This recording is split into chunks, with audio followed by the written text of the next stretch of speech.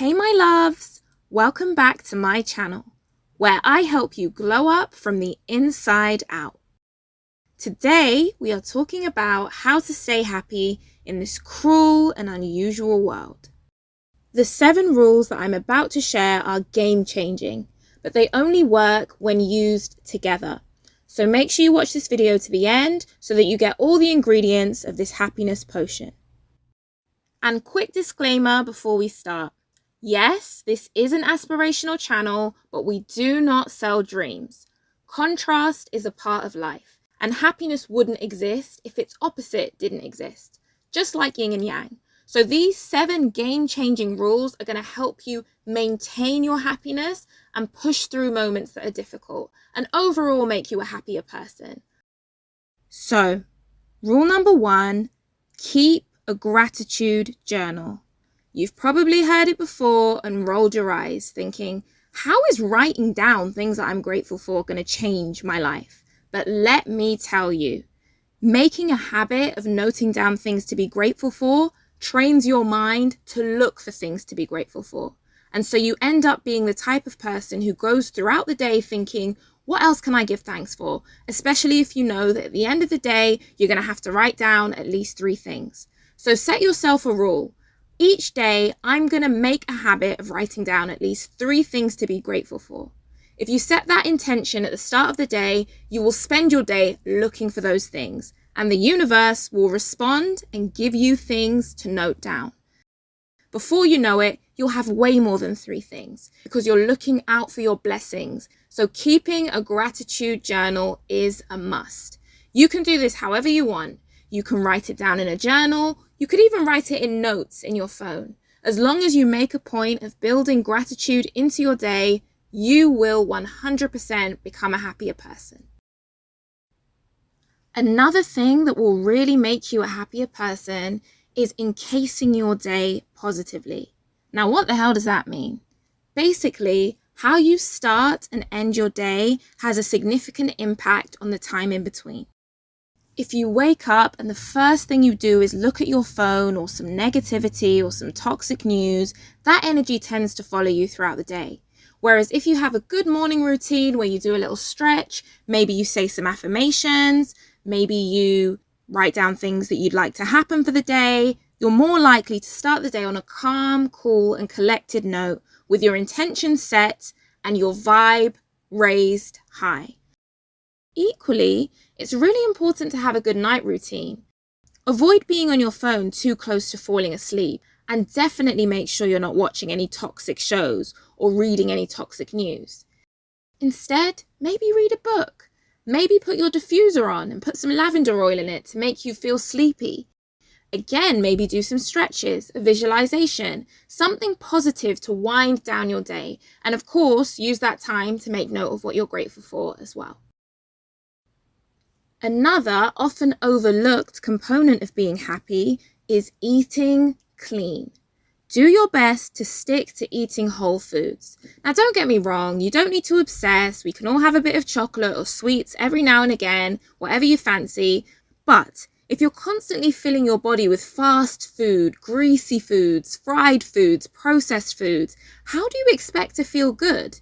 We're talking about glowing up from the inside out. So what you put in your body matters.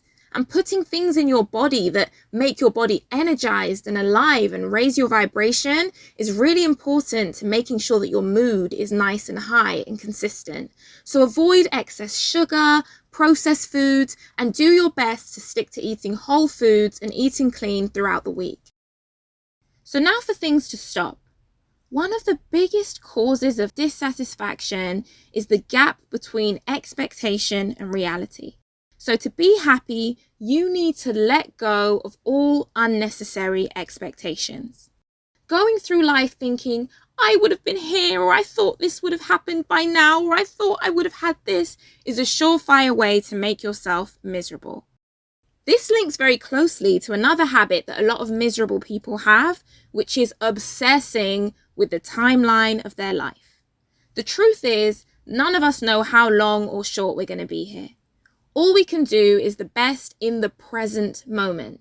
So being present and thinking, what can I do today with the time I have now is a lot better than thinking, by this age I should have this, by that age I want to have that, by this age I want to have this. Now that doesn't mean that we don't have goals. That doesn't mean that we don't have ideas of where we'd like to be, but we don't obsess, we don't age shame ourselves, and we don't spend all our time thinking about what we don't have. Another habit that you probably have that is draining your energy is participating in the trauma and outrage economy. We live in a society where there is a lot of money to be made in making people outraged and making people angry. So think twice before you allow social media to control your emotions. Think twice before you allow the news to control your emotions. Of course, it's human to be moved by things we hear, but don't spend all your time searching for things to be mad about. Stop giving your energy away for free. And finally, the thing that everybody knows, but we all still do and need a reminder to stop doing every now and again. Comparison is the theft of joy. Stop going on other people's social medias and crying about their fake life whilst comparing it to your real life. Stop comparing yourself to others. You are walking your own unique and individual journey. The only person you should be comparing yourself to is who you were yesterday, who you were last week, last month, last year. Make yourself your only benchmark. As long as you are becoming a better version of yourself, then you are on the right track. When you watch someone else's plate, a fly is going to come and land on your food, and then you won't be able to eat it. So focus on your own plate. We are sitting in this exam called life, and all of us have different questions on this test. And there you have it.